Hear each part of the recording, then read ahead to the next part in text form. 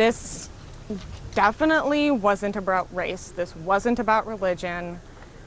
This wasn't him trying to hurt a specific group or make any sort of statement. He was not a big statement person.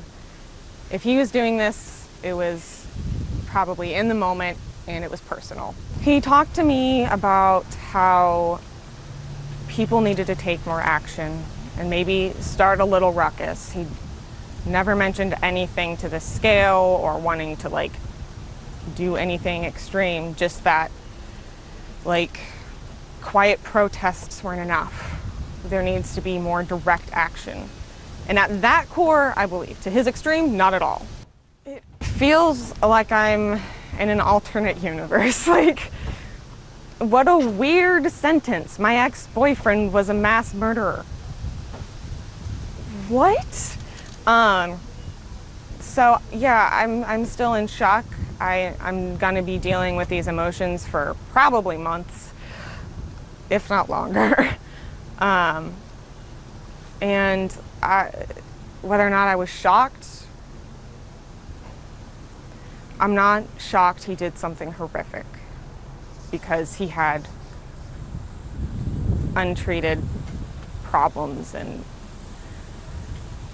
there were so many things, and there are so many things that people aren't going to know. He talked about current events and world tragedies like people talk about World War II and history. It was just something he was fascinated by, and he talked about it a lot. It was like his main focus as a psychology person. He was interested in what makes terrible people do terrible things. Mass shootings? Yeah. And he knew that they were bad, and he knew that they were horrific. And he wanted to know what led a person to do those things. Yeah, he showed me the one video of the mass shooting on our first date. I'm not sure which shooting it was. He's not a monster, he did a monstrous act.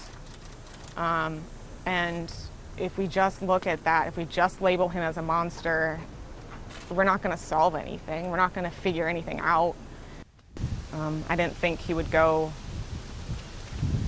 shoot strangers, especially his sister. I didn't see that one coming.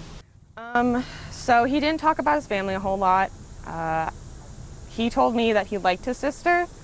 Sometimes she was like that annoying little sister, but they're siblings, that happens. They weren't best friends, but he thought that she was a good person. This is a much more complicated issue than it is just mental illness or it is just gun control.